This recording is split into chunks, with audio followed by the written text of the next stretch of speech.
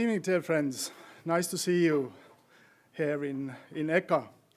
Before we start official part, I really would like to thank Yoko because it's an amazing event what you had done. So please join me.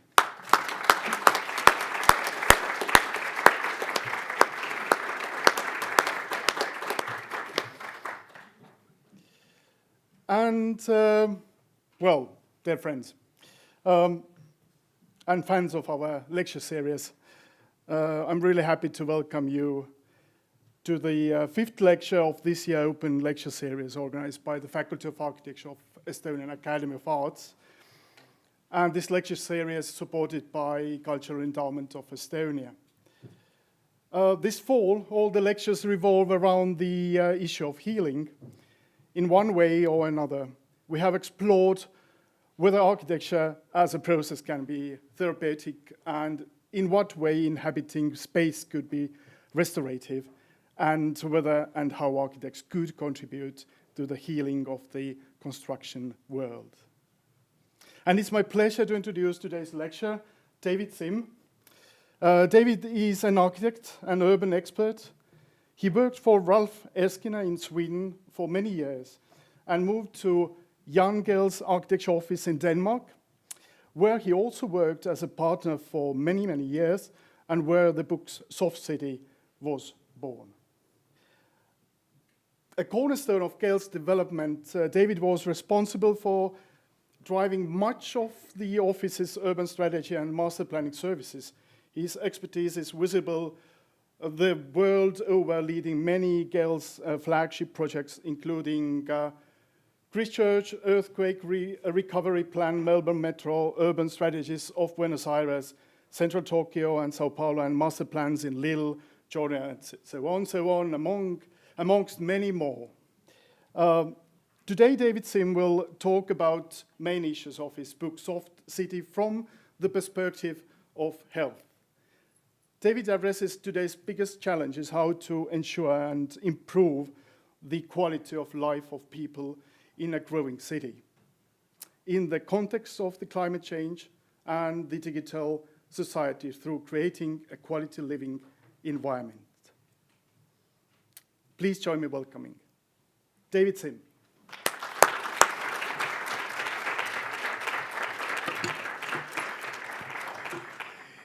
Thank you very, very, very much for this fantastic welcome. It's very exciting for me to be here in Estonia, to be in Tallinn, in such a dynamic, thriving city. I'm very excited about the translation of Soft City to Estonian. I'm impressed by Yoko's effort because it's by far the smallest language group translation we've made. Next week, the book's coming out in Chinese, which I guess is the biggest language. But for me, it's something very, very soft, taking the trouble, taking the effort to make this translation. So I'm very, very grateful for that. And I feel it's a sign of softness to start with by reading the book. I had a huge pressure. I don't know.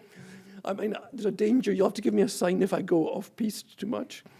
But actually, I mean, the Estonian version of the book came very early because I met Yoko in the office in Copenhagen before the book was finished.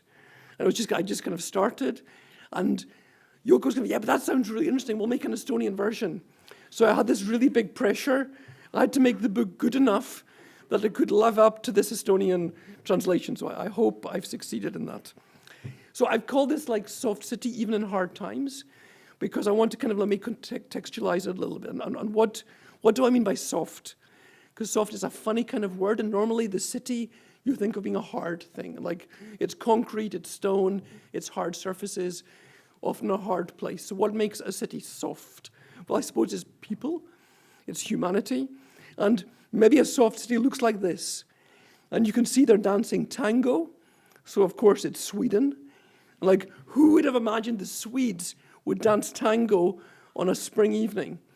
But if you get the atmosphere right, people do surprising things. People respond to the climate and and the space. And you can see it's still, they've got their duffel coats on, it's still winter.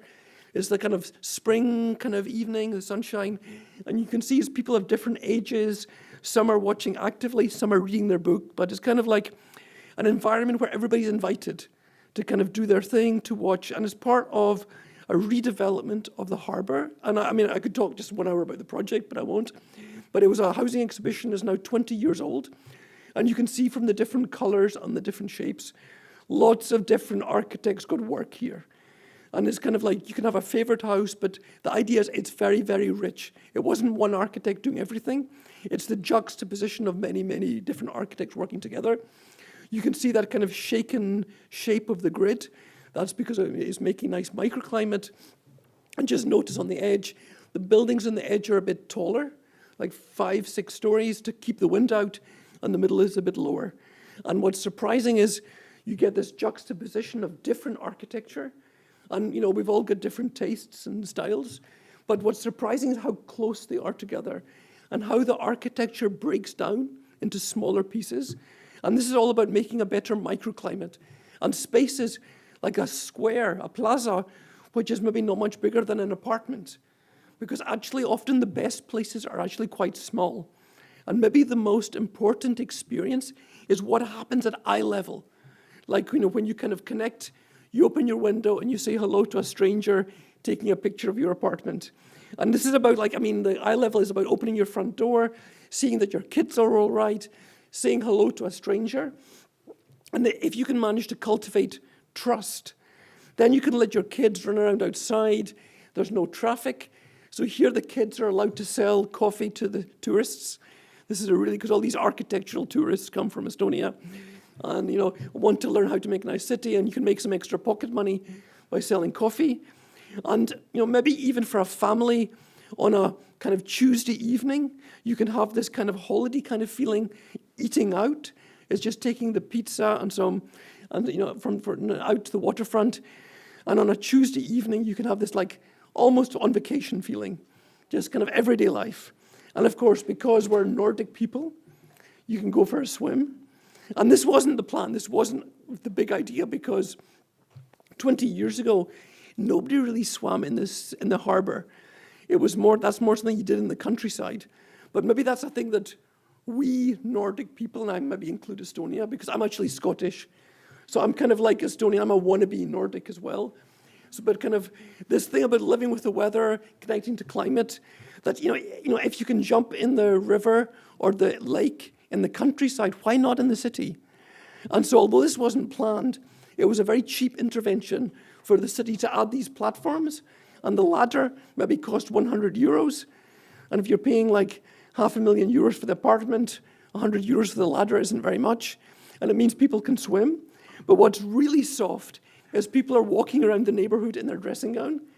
And that's kind of really cozy. It's a nice way to say hello to your neighbor. You know, and even more soft is people leave the door open because, you know, the cat has to go in and out. And that's this kind of like, this is in Malmö, which is the most criminal, intense, you know, challenged city in the Nordic countries. And yet people leave the door open as if they were living in a village in the mountains. And in that way, this idea of neighborhood, it's not just a place, it's a state of mind. It's a way of thinking, it's a way of being. And you're thinking, how very, very cute. You know, because don't you know, David, there's all this other shit we have to deal with. You know, we actually have a climate catastrophe. You're talking about swimming and tango, and there's this other stuff going on. And don't, you know, never mind COVID, we have a pandemic of lifestyle-related diseases. People are sitting down too much, they're not moving, heart disease, leading to diabetes, expensive disease to deal with. And on top of that, despite the fact we're living in cities, we're having an epidemic of loneliness, which is so ironic. And then the COVID thing has just made us aware of all the inequity in city, and everybody is stuck in traffic.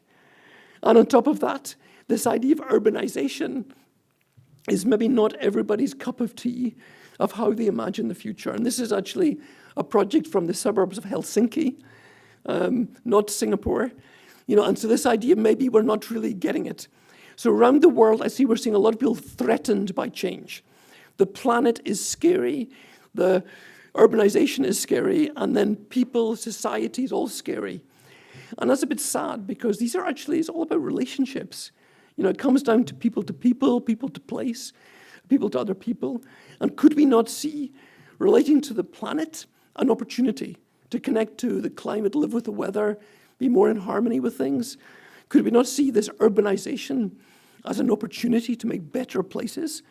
And could we not see this mobility, this segregation in society, as we think about physical mobility, we could think about social mobility and connect people better.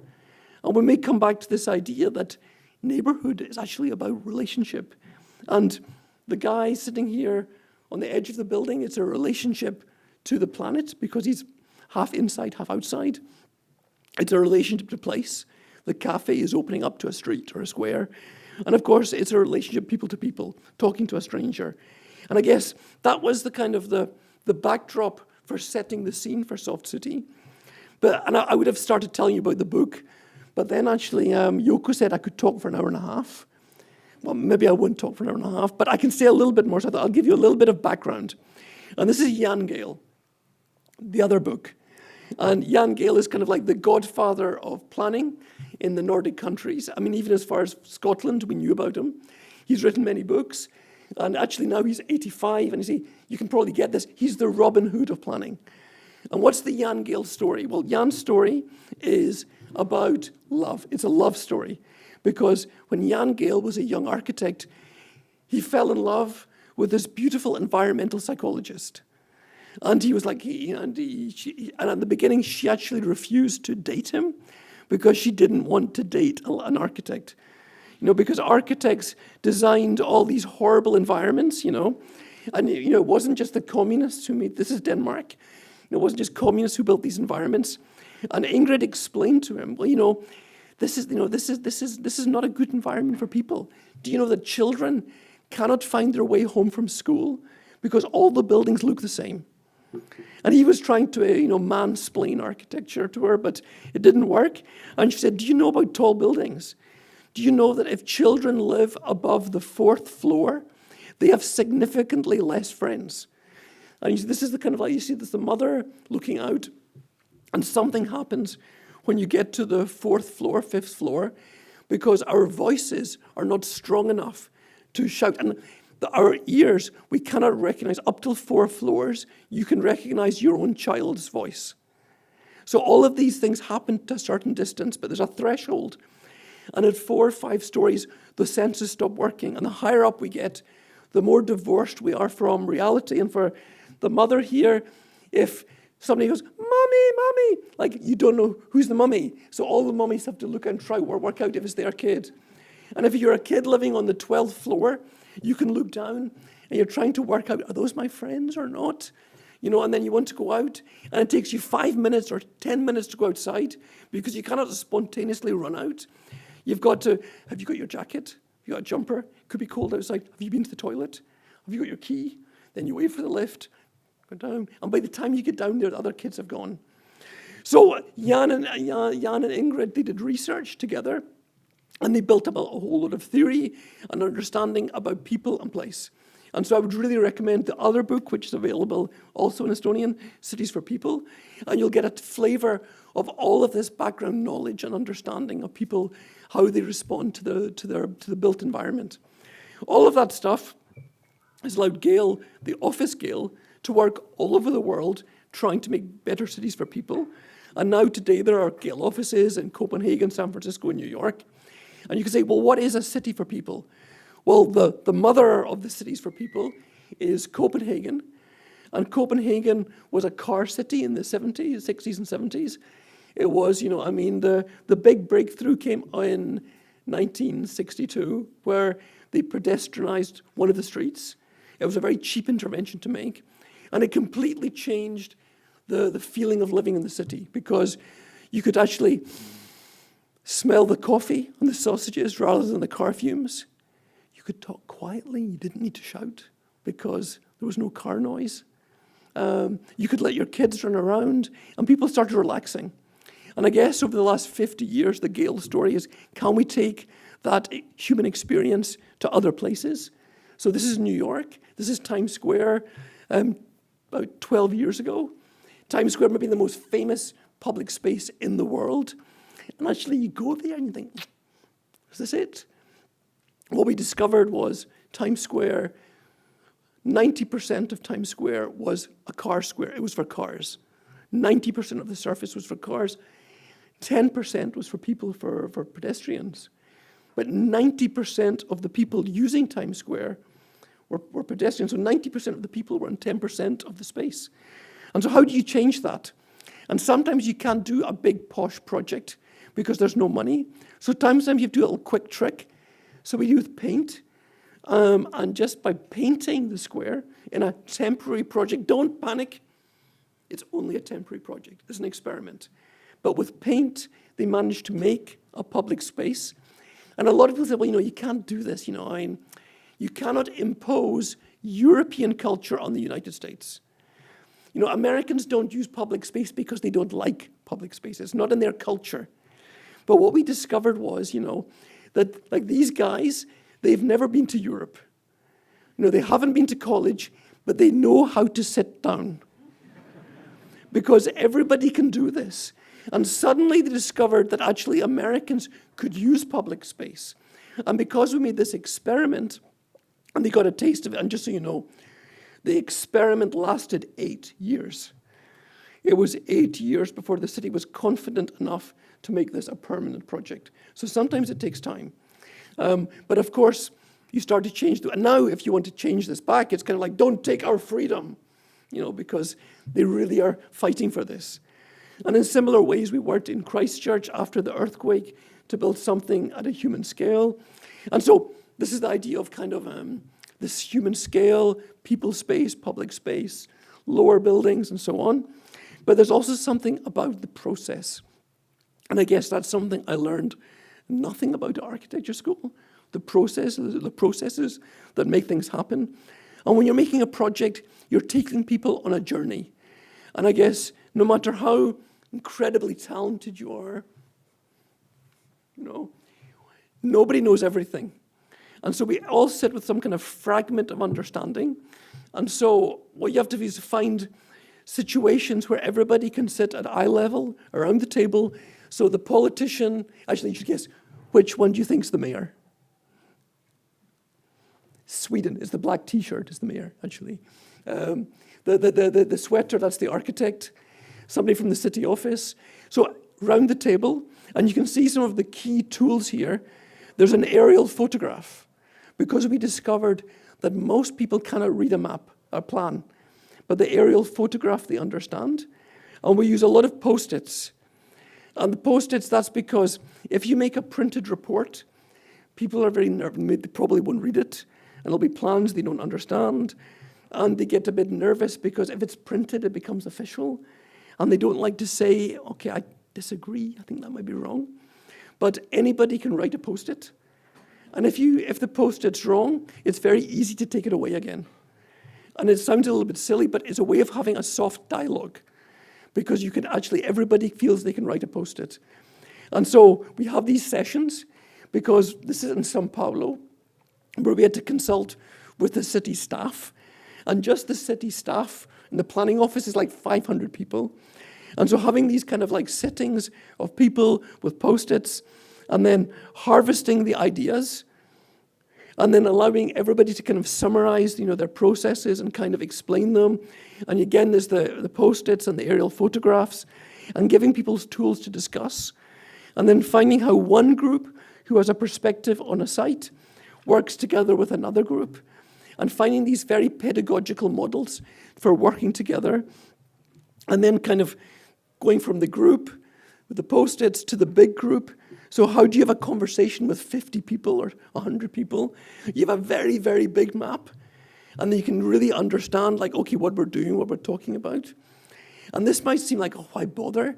But the most important thing is to bring everybody on the journey with you, so they understand the decisions that are being made. And in the same way, ask the children. For me, that's the most enlightening, that's my secret weapon in any project. We get the children involved. If the parents are very conservative and don't want change, ask the children. One of the projects we had was in Lille in France, and they were very concerned that we were building on the site. And to show them how much or how little we were building, we made a whole model in Lego. And you can see all of the green we were trying to show in a pedagogical way. All of the green is green. All of the trees are trees.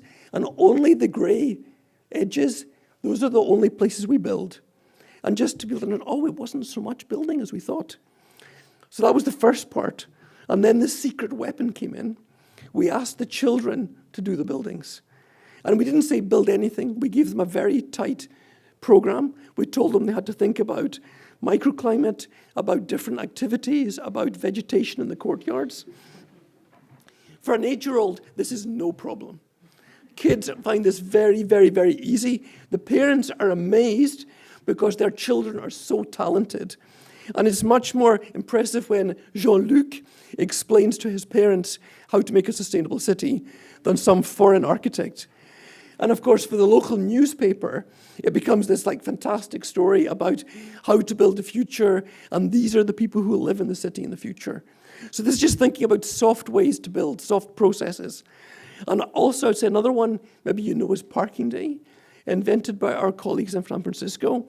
And that's basically where you take a parking space for 2 hours or 3 hours or a day and put something else there. So people could imagine, oh, our city could be a different place. And so just by doing something like a little fruit stall or what we call a parklet, you know, a mini park on a parking space, you can actually imagine, actually, this doesn't need to be a parking space. This could be something else. This was so successful in San Francisco, they've made it semi-permanent. And so that actually, you know, maybe the parklet will stay there for 6 months. And people can get the feel like, would they like the change or not? Could we live without this parking space? And that's kind of a way of getting used to change, kind of slowly changing. And so we've taken these methods to other places. This is in Argentina, where we did the same exercise, invited all the people in the city, you know, to workshop together, you know, make lists with Post-its, talk together, invite the guy who works with the trash, the lady that worked with the lighting, everybody together.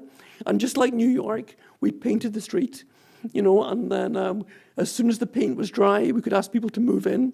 And, you know, and amazingly, again, the Argentinians knew exactly how to sit down and use public space. This is, again, in Sao Paulo. This is outside the law faculty. I don't know if you know, Sao Paulo is like the most dangerous city in the world. I was actually almost shot in the middle of a project.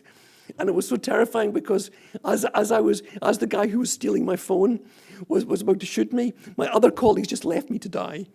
I mean, it's the scariest place I've ever worked. So none of the law students dare go outside. They're scared to go outside. So we've got this public space. It's a lovely climate. So I'm standing on the roof of the law faculty. How can we persuade them to go outside? We can make them a really nice crossing. So we clear away the cars, we put some bike lanes, all with paint, and we copy this Portuguese paving pattern, invite them over.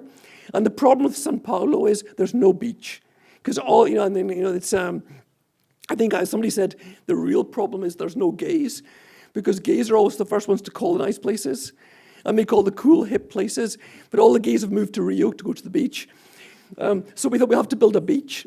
So we built on top of the former ducts for the metro, we built this wooden beach, invited people to come and hang out and sit on the urban beach.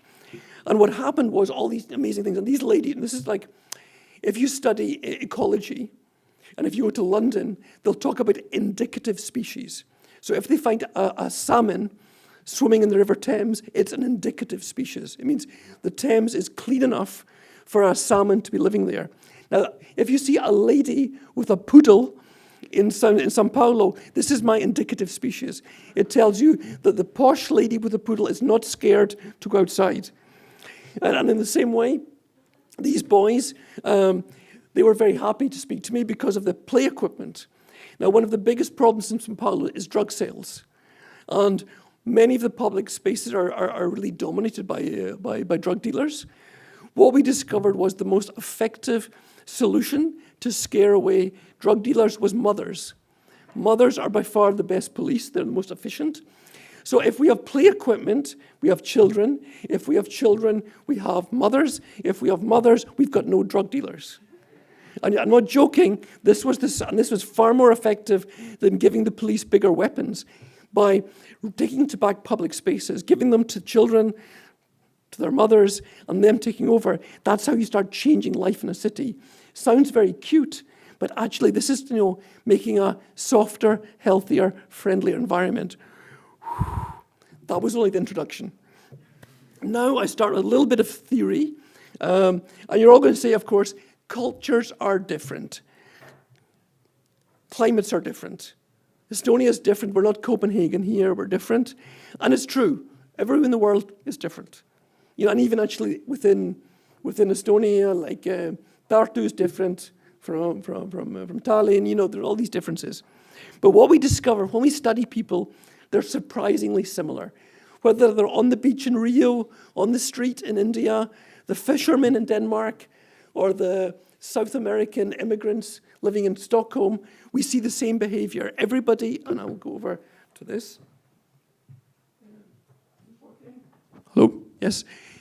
It's a really big thing what happens when we're at eye level. I'm standing here kind of like a politician or a priest, professor, and you see, almost nobody sits in the front row. Only the extremely intelligent people sit in the front row because they know all the answers. And I guess the less you're worried, like maybe there'll be audience participation, maybe I'll be asked something, a difficult question. And if you've got you sit further and further back. Also, maybe it's going to be in a very boring lecture, so you can sleep a little bit or sit with your phone or do your homework, or maybe sneak out the back door, if it's, And so there's something about distance, but we know when things are good, there's something about being at eye level, and there's something about distance as well. And there's something about, it's kind of like when you're with your friend, there's a kind of a level that makes sense. And there's something about being, and of course, there are subtle differences between, for example, England and Italy. Maybe you don't touch as much. But generally, there's something about eye level and being close enough maybe to just touch. I'm really sorry. I heard your cat died. I'm very sorry.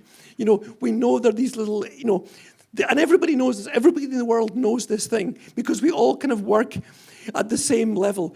And it's important because there's such a big difference.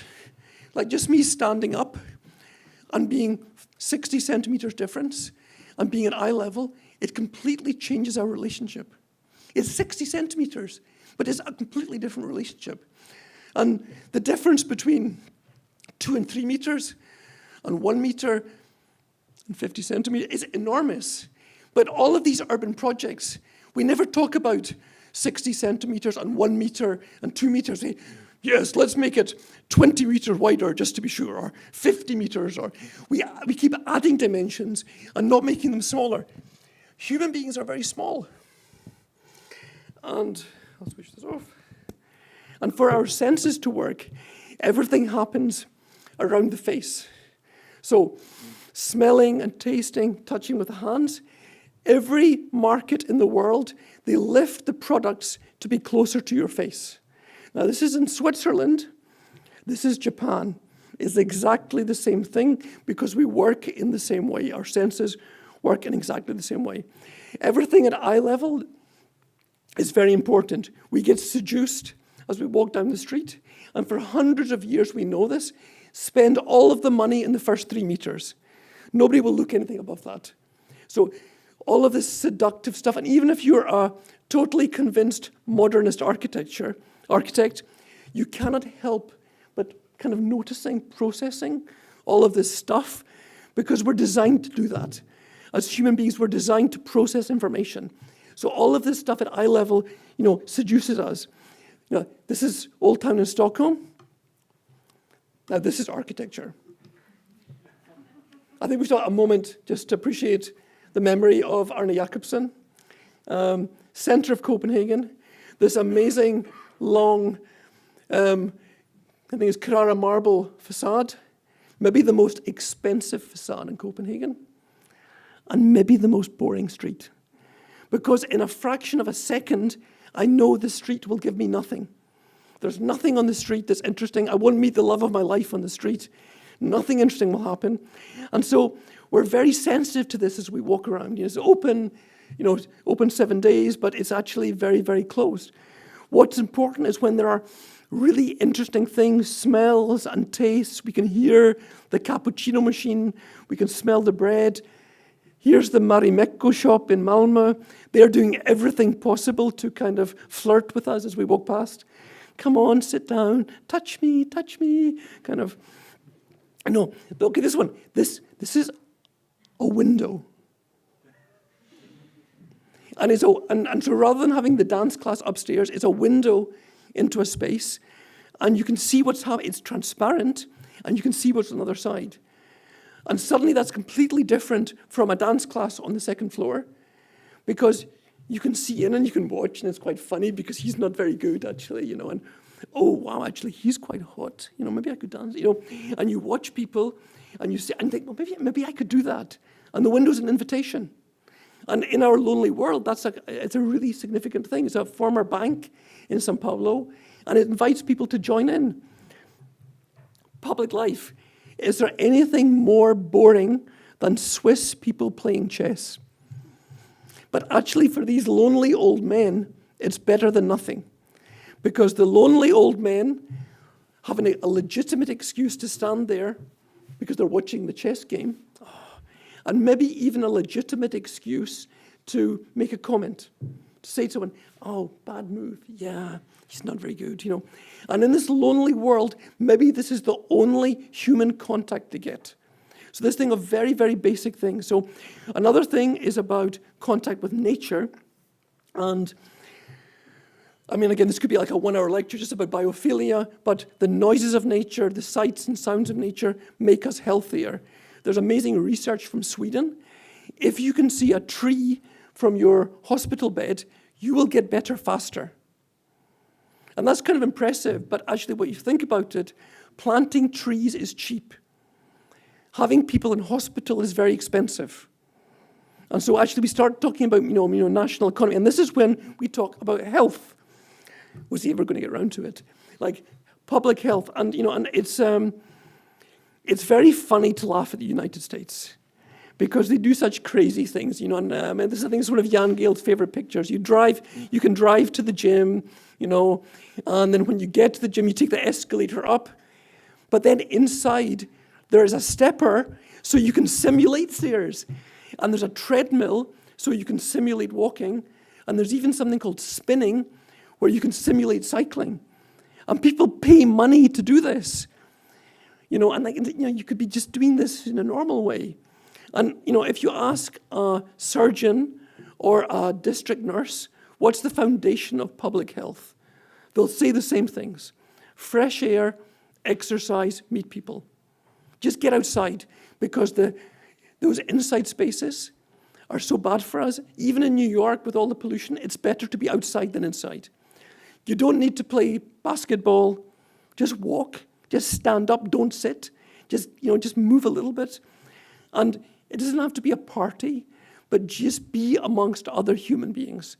And that's the real basics. And I don't know if you feel the BBC is a good source of news, but this is the BBC. Walking would save thousands of lives in the UK. Just walking. Or, this one's even more impressive. Walking cuts breast cancer risk. So suddenly, all of this cute stuff about Malmo and tango and everything, you understand, there's a bigger picture. And actually, when you go to a dinner party and says, hey, what is it you do? Oh, I work with urban planning. Yeah, I'm actually working on curing breast cancer, actually. Because the decisions that we make influence these big questions. And I think it's really important that, as we as designers and architects and landscape architects, influencers, people who care about the city, we recognize the context of what we're doing. We're not just making beautiful objects and things. We're changing the behavior of environments to make people live healthier lives. And that's why, for me, it's much more important I go to talk at medical conferences than architecture conferences, because we have to recognize those things. One of our biggest victories has been that the Secretary of Health in Scotland has decided to take money from the health budget to spend on public space as preventative medicine, because there's a recognition that what we as designers do can actually make people healthier. So this is suddenly like, it's beginning to become more relevant. And as human beings, we feel good in environments which respond to our scale. Kids love it when finally somebody recognizes, I'm just a little girl, I'm just 1 meter tall. Thank you for making an environment which responds to my needs. And you don't have to be French to be uncomfortable in La Défense. Venice, it's the most expensive pizza you'll ever have. Why do people go to Venice? Because it's great to be a human being.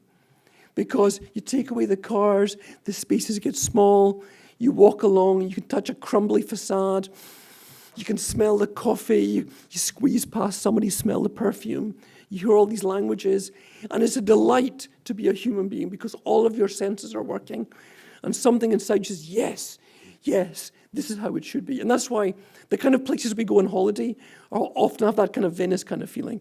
So all of that is about saying, maybe the city can be a solution. And maybe this kind of dancing in Malmö and walking around, there's a bigger picture to all of that. End of part 1. That was the background to where I've come from. And I started working on the Soft City book. Because I'm not a teacher, I'm not a professor or an academic. I'm actually a practitioner. And all I wanted to do was try to work on projects to make them better. And I would say that 90% of my time I spent trying to persuade other people to make better decisions. And that's actually what we do often as designers. We don't get to design that much. We're just constantly persuading people to do things better. So I was trying to think, how can we persuade people to make things better? So I tried to put down all of these things, these observations I'd made about how to make a city. And I put them together and I had this file, which is called The Shit That Works. And this is the true story of Soft City. It's just the shit that works. And with some very basic ideas of why do we move to the city? Well, we don't move to the city because it's more dense or because it's crowded or because it's more expensive.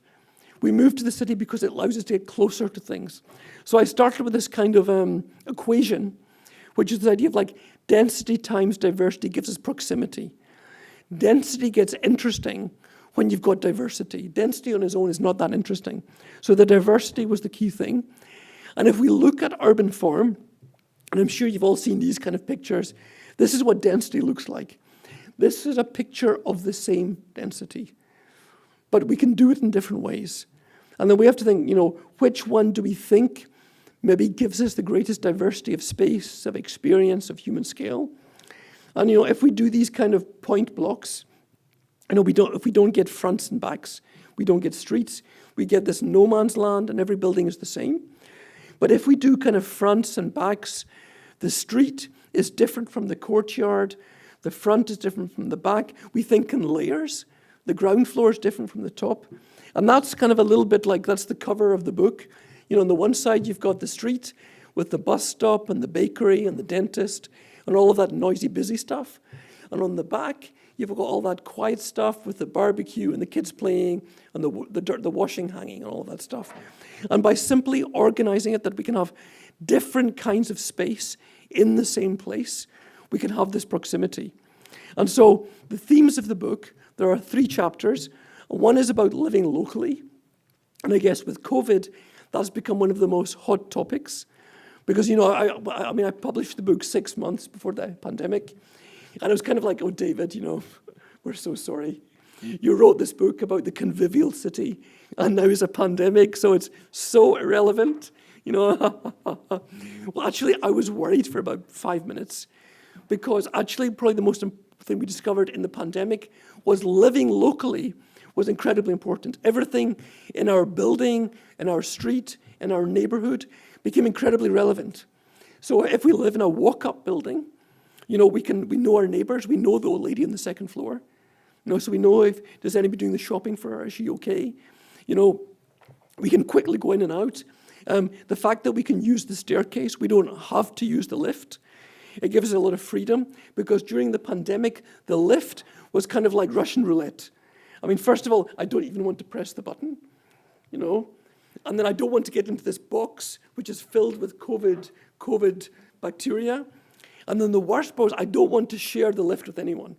So, you You open, and the lift opens, like, no, it's okay, I'll wait. I don't like the look of you. It wasn't very sociable. And then maybe finally you got the lift to yourself, and then halfway down the doors open, and somebody wants to come in, and you don't want to share. So it made us behave in a very kind of aggressively antisocial way. But the staircase, you could do this little dance, like, hello, I'm coming through, kind of, and you could like dance past each other in the stair. And that became quite nice. And there's all these other little details, that which made it work. So, I mean, I know in Paris they talk about the 15-minute city, but just think about the 30-second city, the 1-minute city, things that you can do to go down the street. You can nip out to the bakery. You can be connected with places very, very, very locally. And one of the things, and I know a lot of people here are interested in history, but recognizing the value of urban patterns, just recognizing that this way of building a city, that you build to the edge of the plot, you create a corner, you join the buildings up and you make a street. You join the buildings together in a block and you make a block with an inside and an outside. And then you put the blocks together and you get streets and squares defined. It's so simple. I mean, this is not about style. This is just about a way of organizing difference and containing many different buildings. And the fact that these different economic systems, these different social systems can coexist, juxtapositioned, allows difference to exist. So we can have social housing and cooperative and private and an office and something else. We can have all of those things can be neighbors. One of the simplest things in the history of urbanism is the value of enclosure, by having an enclosed space. Because just the way we lay out the buildings, we get a space for free. It's a free gift. By organizing the buildings, you can make an extra space in the middle. And just recognizing we have all these old courtyards in the city, and this was Copenhagen, and it used to be a place where we parked the cars and put the trash and like had all the storage. But when we discovered we can actually dig out this part and have a beautiful secret garden in the middle of the city, a place where your kids can play, a place where you can meet your neighbors. And it's amazing. This is, why is Copenhagen the most livable city in the world? Because it's really great for families, because children can run downstairs in 45 seconds. They can be in the courtyard, they can be playing, they've got friends, they've got a much bigger garden than they would have in the suburbs.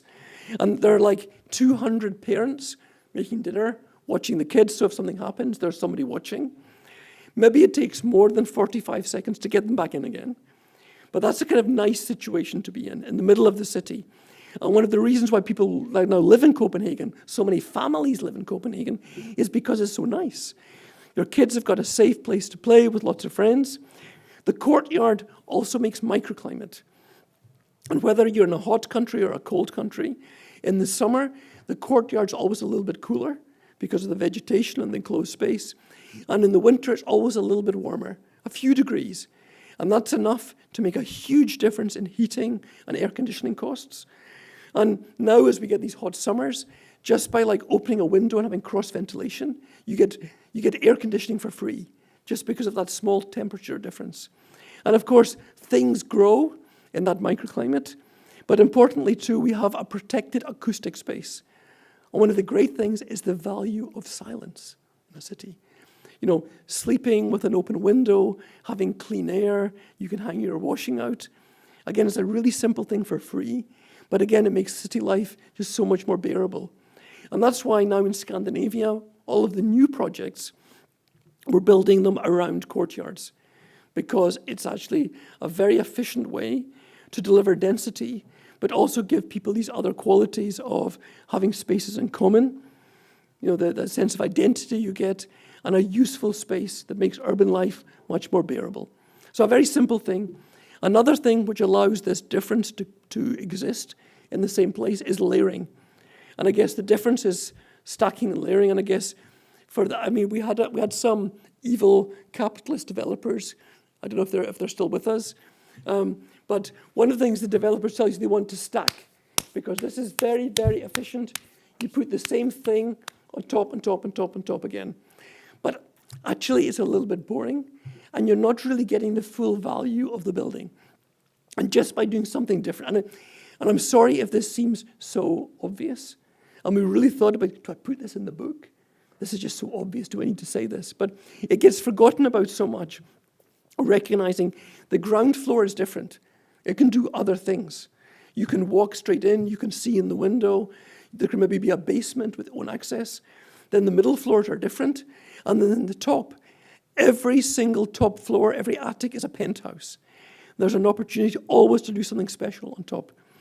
And just with the ground floor, there are so many things. It doesn't have to be a shop. There's so many things you can do more and more. In Scandinavia, we're putting culture on the ground floor, the local library, the art gallery. We're putting institutions, the kindergarten on the ground floor. We can put the doctor or the dentist. It's very convenient for walking straight in and out. But what the biggest discovery has been is that people actually want to live on the ground floor. And if you're a developer, you've probably heard, you cannot sell the ground floor. Nobody wants to live on the ground floor. If you rent it, it's always cheaper for the ground floor. And sometimes they almost have to give away the ground floor apartments because nobody wants to live there. What we discovered in Copenhagen, by having a little garden, an edge zone, it could even be 1 meter, 2 meters, 3 meters, and your own front door with your own letterbox, that suddenly the ground floor apartment became like a little house. It was your own special place in the city. And just like this is a conversion, just adding a little staircase. And the people would suddenly pay 25% more. This is a message for all the developers. 25% more if you've got your own door to the ground floor. And of course, it means you have a different floor plan than the ones above. But you're unlocking value and you're unlocking life. And it's a simple little detail which allows you to be more, makes them more special of the ground floor. And it's the same thing with the top. You can make the most of it. And we can really make these fantastic buildings, and we can celebrate the layers.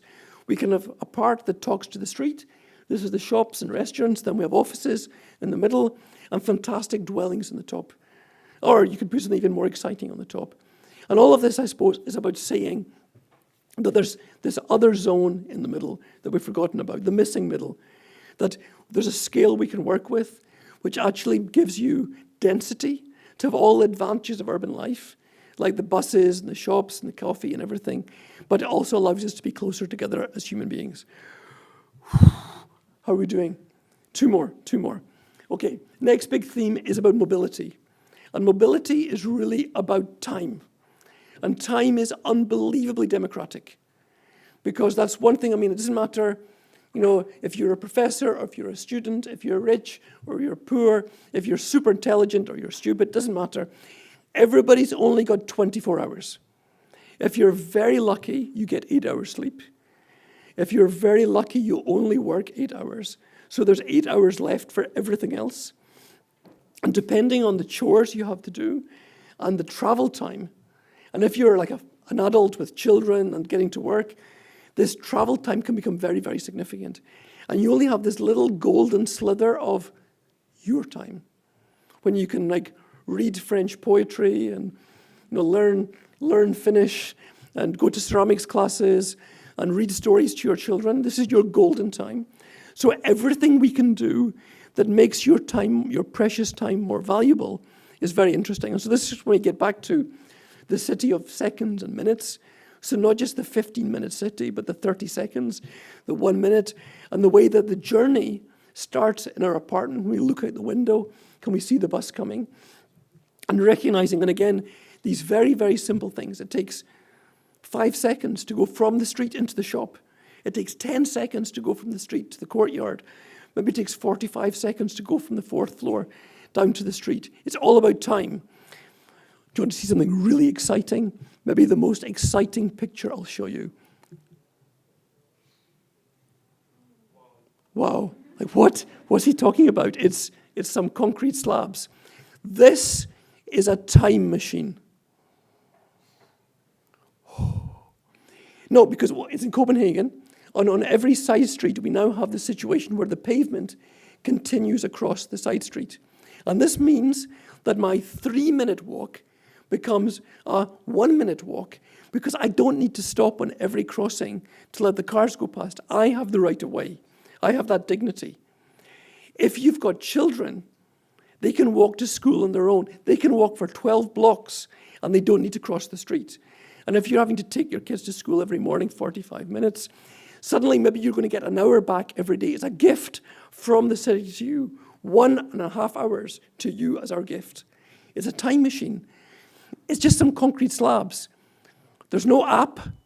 You know, even a driver who's come from the countryside, he's never seen this before. He gets it. Like, okay, this is the pavement. I have to slow down.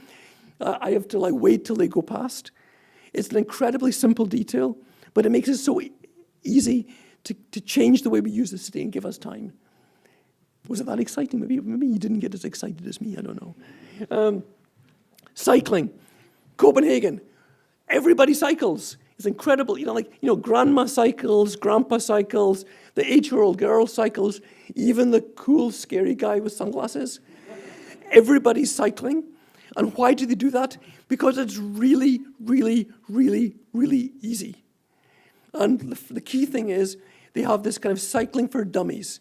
So you have the pavement, and then you have a little kind of change in level, 8 centimeters.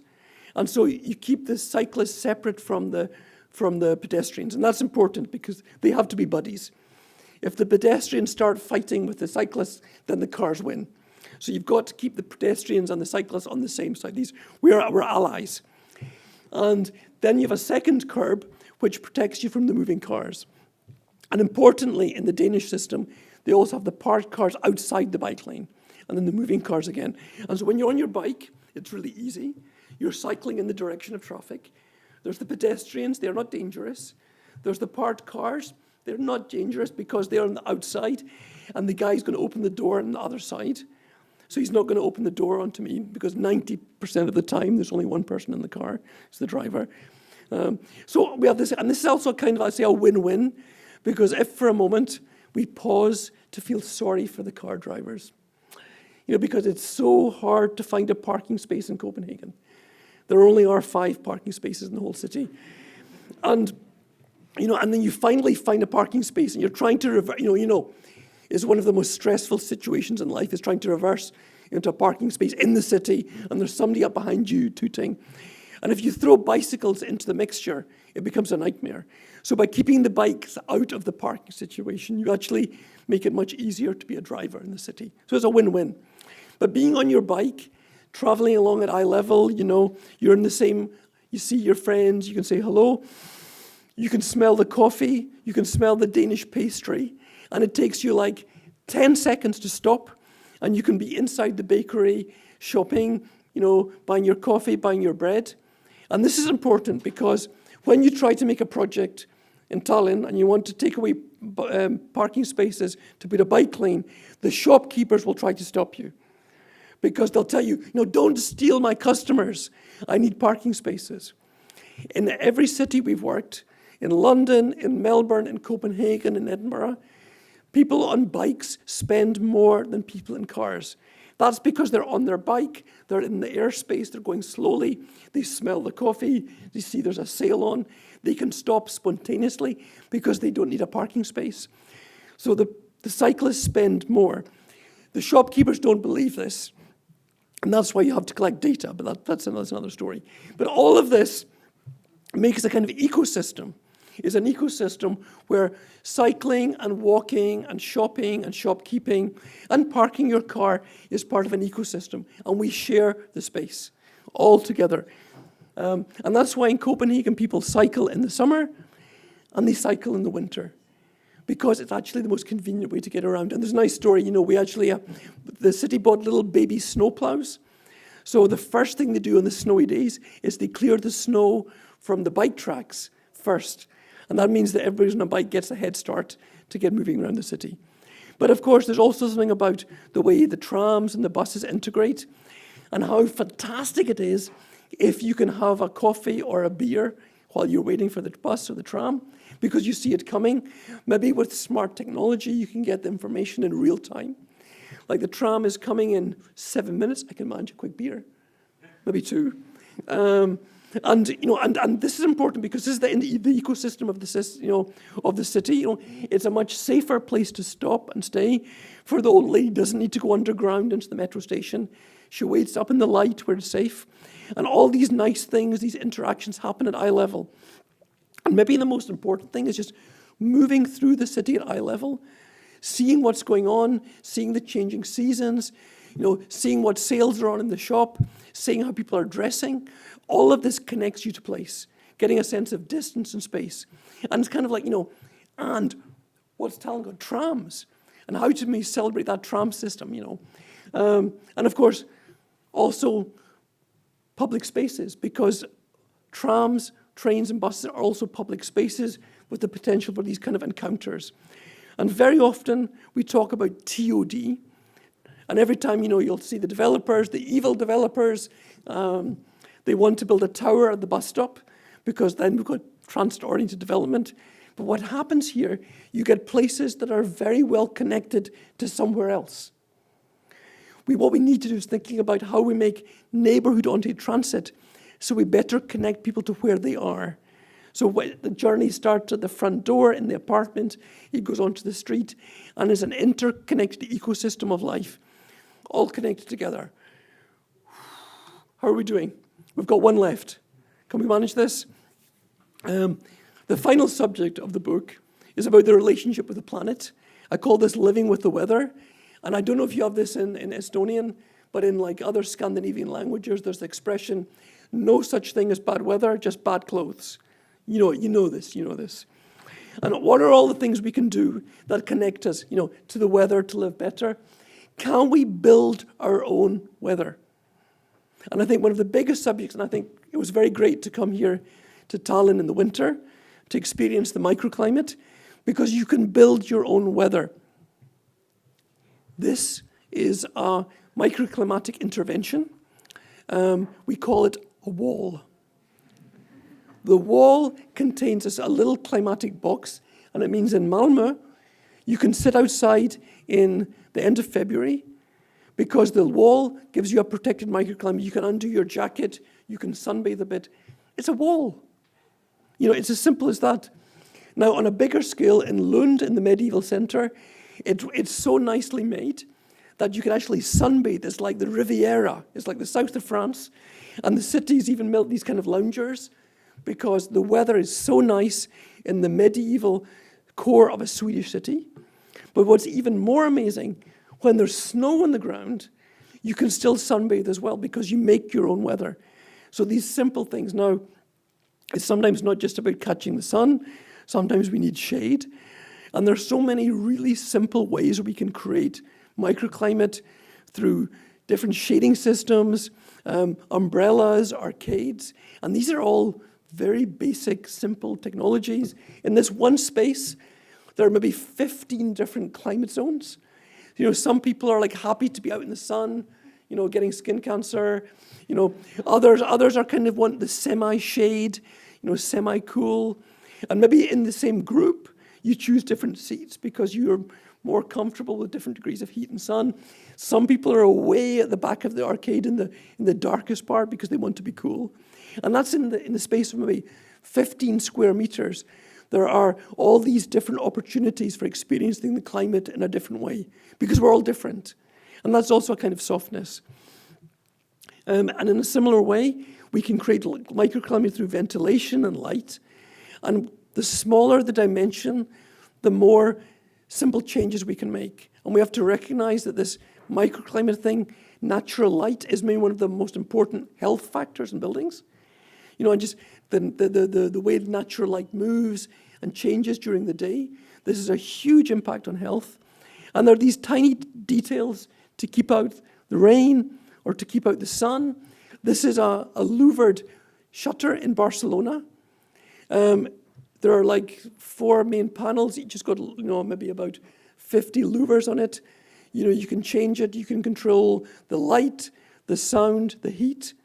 Maybe one window has got about 240,000 permutations. There's no app. There's no energy. Anybody can use this to change the climate indoors and outdoors. And as we get more and more of these hot summers, the shutters are going to become more and more relevant. And all of those in-between spaces, those spaces where you've got that microclimate where you can catch the sun, maybe the most exciting, beautiful moment of the COVID pandemic was in Italy. We saw them on the balconies having their parties, playing music. A balcony is one of the cheapest things you can do. And this is just a simple thing that's plugged on to the back of a building. A simple, simple detail which connects you to the outdoors, connects you to other people and to place. This is the kind of luxury level. The layer, this is in France, it's a kind of layer, it's the louvers with glass you can open and close. And you extend your living season, in different seasons. And again, the health aspect of being able to have more outdoor space, even in the winter, having the benefits of a bit of natural warmth, a bit of sunshine, a bit of the changes in light, hugely significant. These are just plant pots. Just very, very simple things that connect you inside and outside. And finally, as we near the end, we started with Greta and about all of this climate change. And for a long time we thought, well, that's going to be a problem in Bangladesh, with floods and stuff. Now in Copenhagen, we're getting these kind of floods every second year. The flood that's supposed to be every 100 years is now coming more frequently. And there was a very big crisis in the city. What do we do about these floods that are coming every second year? Do we invest billions and billions of euros making concrete pipes under the city, which are used 2 or 3 days a year, nobody can see? Or do we do something else, something cheaper? And what they did in Copenhagen, or what they're doing, is they're building floodable public space. They're redesigning the open space to very slowly absorb water, so that when we have these flood events, these storms, the public space can accommodate the storm. And so 362 days of the year, we've got a green space. 4 days of the year, we've got a poetic reminder of what climate change looks like. And of course, what it means in your block, how valuable to have all this green stuff. It's cooling the city. The plants are capturing all those nanoparticles. And it's kind of a very poetic, beautiful, cheap way to deal with climate change. And now, at the very end, watch this. We started with Swedish people dancing tango. This is Bern, the capital of Switzerland. Why would the bankers and politicians of Bern walk around in their swimming costume? Well, it's very soft, walking around in your swimming costume. Why do they do that? Well, actually, Switzerland is now getting extreme climate. Now they're getting these 40-degree summers. And what they've discovered is they can actually swim in the river. And this is like really amazing. If you're stuck in the parliament all day or in the bank, to go down at lunchtime or after work and just jump into the river is just such a fantastic relief. And it also connects you to the bigger picture. What? We're swimming already in May? Yeah, climate change. It's getting hot. Wow, it's only 16 degrees in the water and it's August, yeah? The glaciers are melting. So it makes the big thing very relevant in your everyday life. And the infrastructure, it looks like this. It's little concrete steps and a red handle. It's a very cheap little thing that makes this big climate change question very, very relevant. And of course, talking about health, cooling down naturally, getting some exercise, being outside with other people, and so the same thing in Copenhagen, jump in the water in the harbour, be with your neighbours. You don't need to go to Malaga or to the south of France to have a swim. You can do that locally. And you can put it all together, and across the world, we're seeing this new scale. It's the soft city scale. This is in Los Angeles with the ground floor, the middle and the top, and the public transport. We can see this in France. This is in Melbourne. You can see the passive, climate solutions, the ways of, delivering diversity both vertically and horizontally. And we're seeing these models, all over the world. So I guess it's, soft cities work even in hard times. So thank you very much for listening.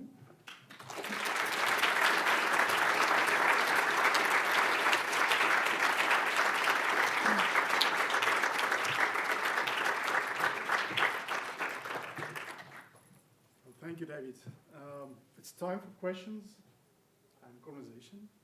We'll pick up the microphone. Yes. And start to run.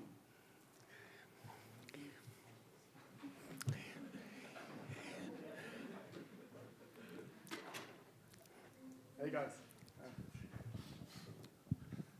Thank you very much for the lecture. You did speak about how the cities have supported us even during this pandemic period. However, you showed some really nice slides about people working together on big maps in rooms close together.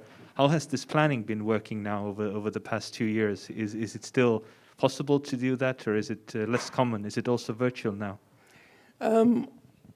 I think lots of different things have happened in the pandemic. I don't know.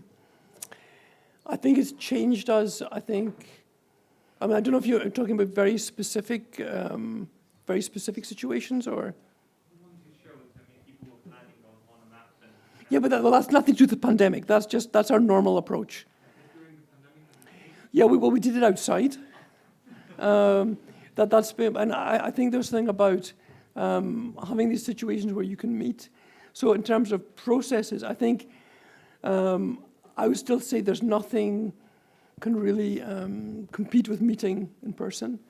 And I think, for me coming here, we could have done this virtually as well, I guess. But something happens when you come together, and that's about this kind of thing. Also, there's something about the between.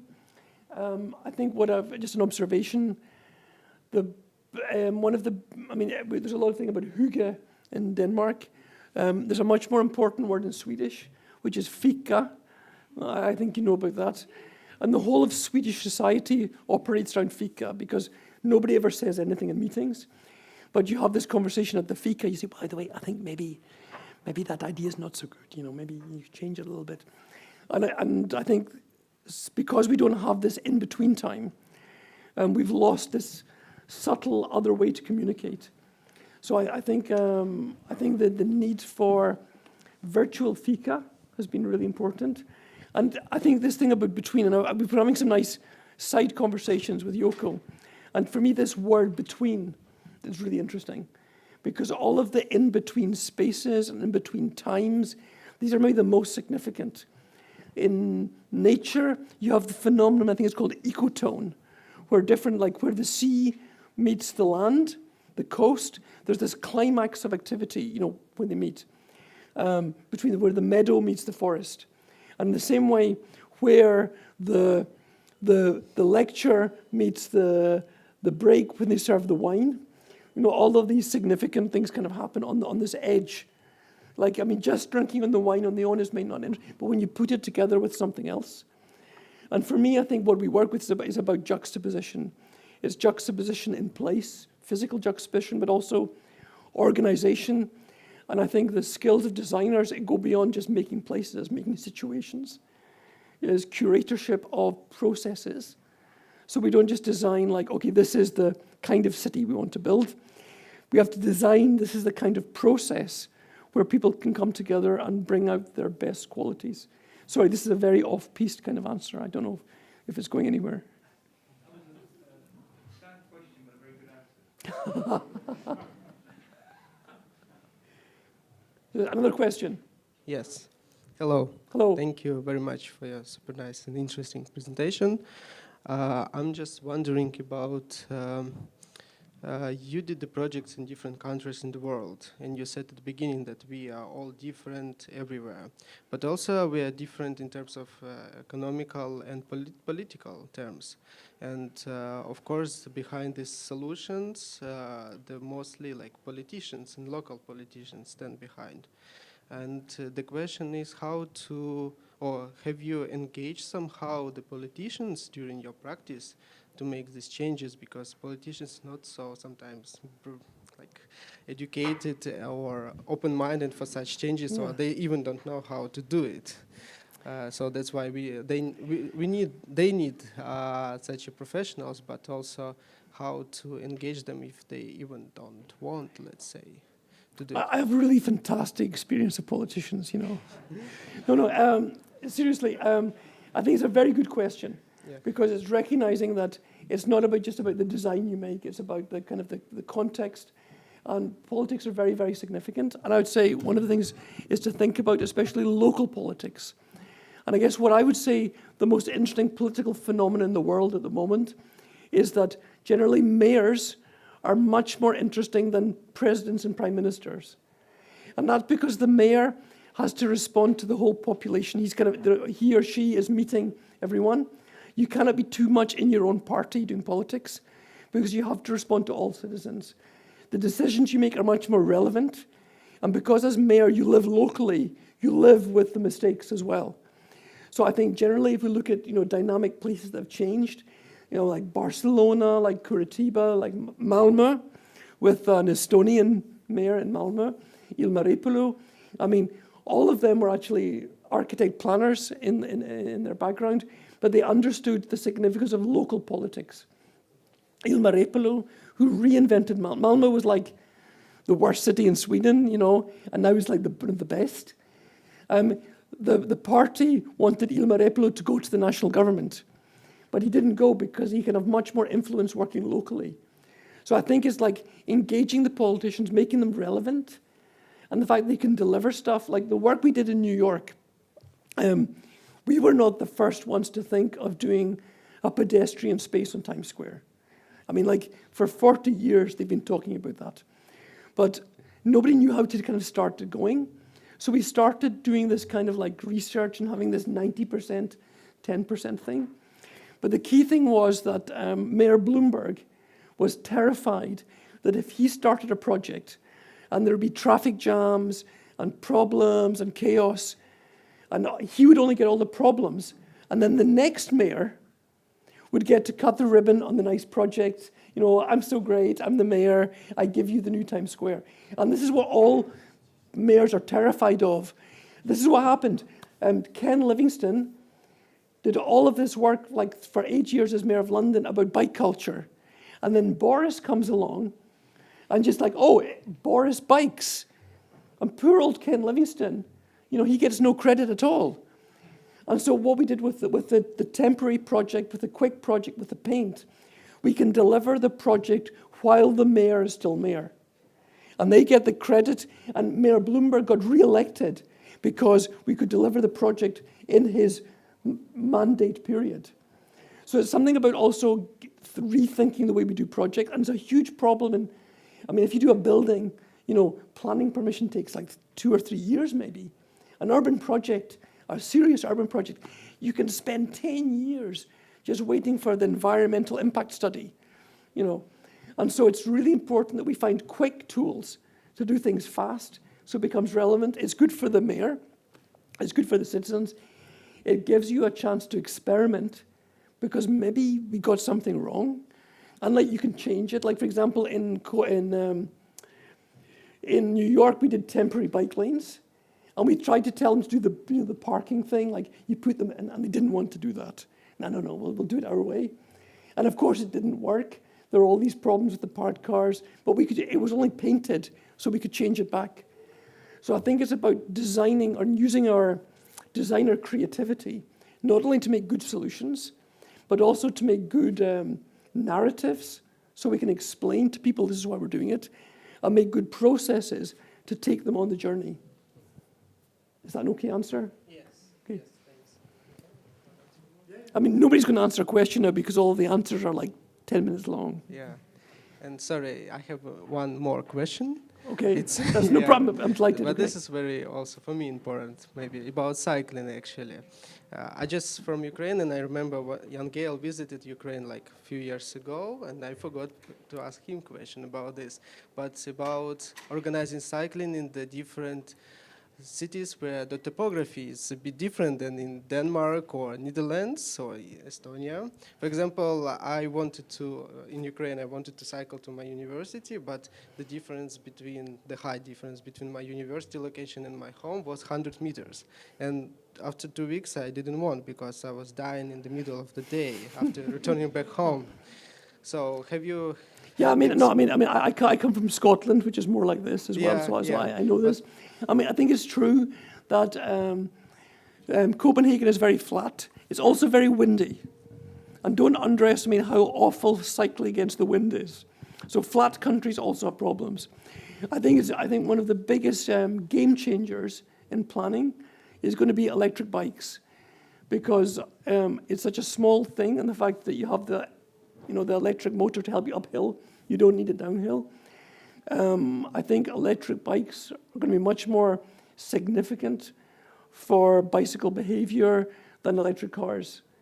And so I'd say the solution is electric bikes. And then also in many cities, because we have this big discussion in Edinburgh, where I come from, because it's a city like this, but other parts are like this. So I think you can start with the easy routes, that you can do the kind of the places where there are flat, and use the local stuff, and then the electric bikes can maybe help for the hills. I mean, and then I've seen in Norway, they have some crazy like bike lifts that you can go uphill like a kind of like a ski lift, but for bikes.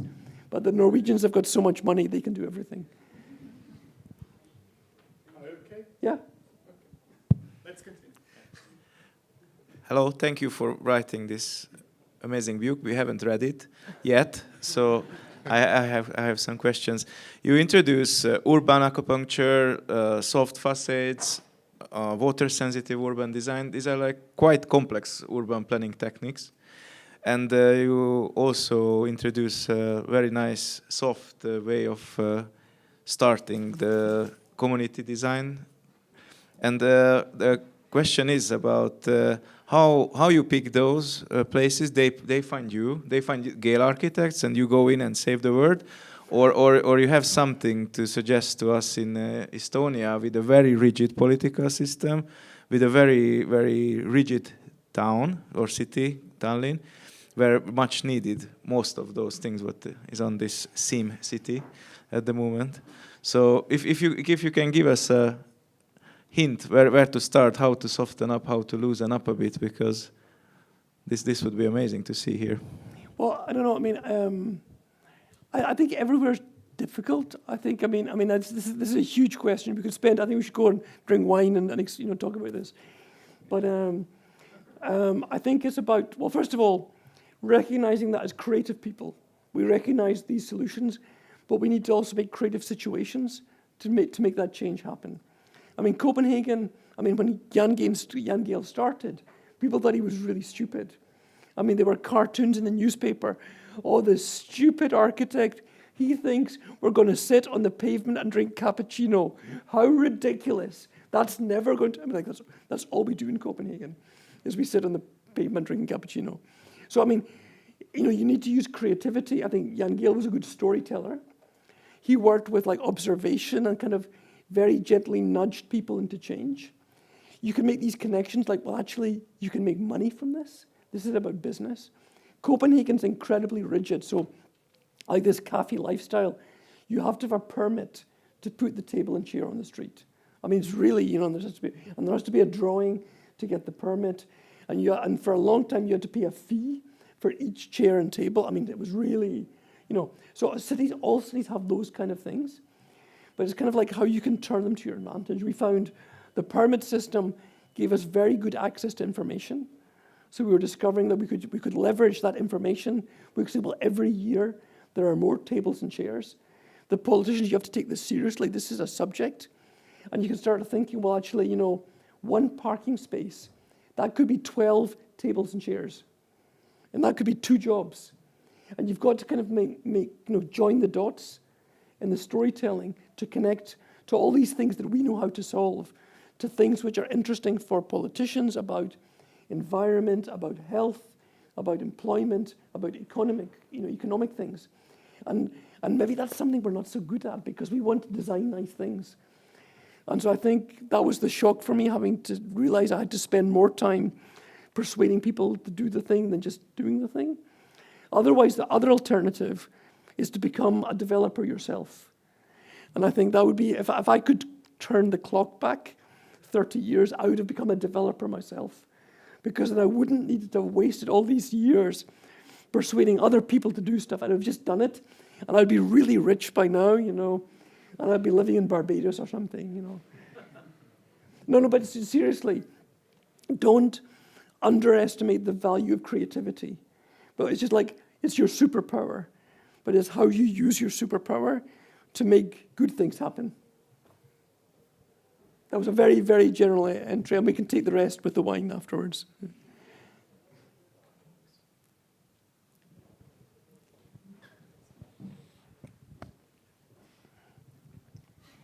A question. You're showing and talking about a lot of success stories, but do you have also any big failures? Oh, Like yeah, where you've done all the like work before, like everything you show in the pictures, but in the end the project doesn't happen due to political or whatever reasons. Oh, yes, of course, of course. So, I mean, I should maybe have made a lecture of failures. I mean, for example, the book. I mean, you have to know, like, the architects in Denmark hated my book. You know, it got 2 of 6 stars in the national newspaper. There was, like, the whole final page of the cultural section of Politiken, the biggest newspaper in Denmark, and the title was, if this book was a city, it would be really boring. And it's kind of like, okay. And of course, it's because I talked about waiting for the bus and, you know, sleeping with an open window and children walking to school, and that's so boring, you know, because they wanted like architecture with a capital A, and it to be provocative and shocking, and, you know, and it's not. And so first of all, so the message isn't always appreciated. But I think the mistake that we make as architects and designers, we want the other architects and designers to like us. And instead we say, well, it doesn't matter. What do the teachers think of the schools we design? What do the patients think of the hospitals we design? What do the public think of the parks we design? And we should ask the people and not our peers. So that was just something about community and life. The Lille project with all of those cute kids, you know, my masterpiece, that still proved to be incredibly controversial because it's become a political kind of like potato, because, you know, someone's saying, yeah, but we could have a park instead. And I can agree, well, a park would be better than an urban quarter, but then there'll be nowhere for anybody to live. There won't be any workspaces. You know, there's other things that happen. But the Lille project is on hold at the moment because of this political potato game of arguing what it could be. And the big risk is the project will stop, and then the site will be empty for another 5 years. Then another more shitty project will get built on the same site. So, I mean, there are defeats all the time, but I think you have to celebrate the small victories and don't be sad.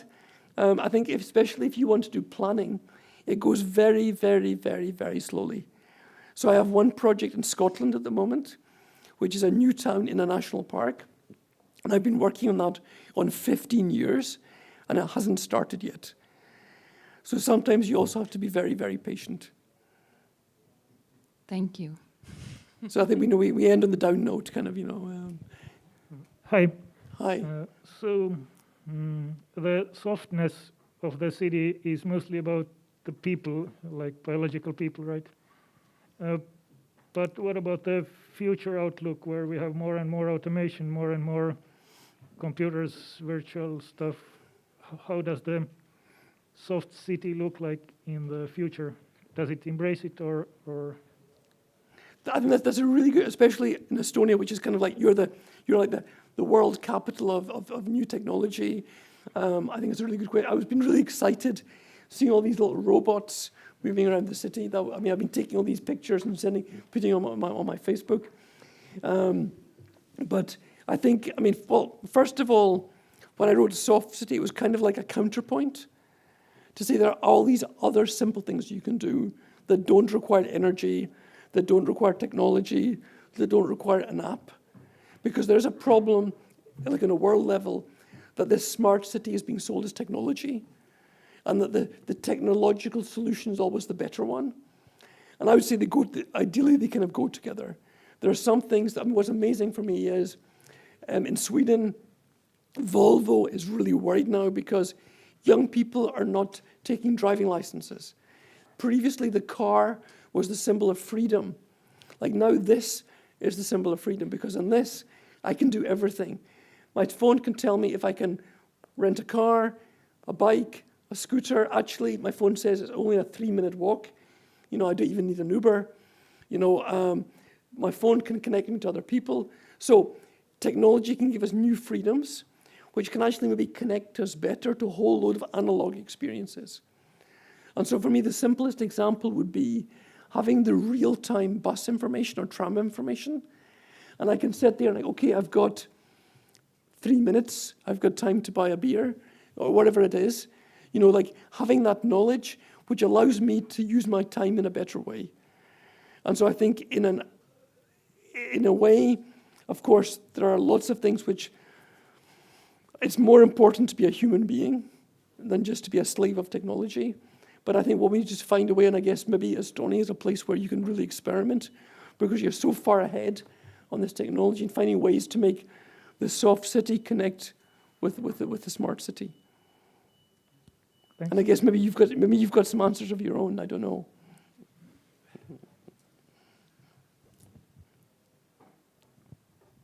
Let's stop here with the detailization and about the future to stop here. Thank you, David. Thank you, David Sim. Thank you very much. Thank you. Thank you.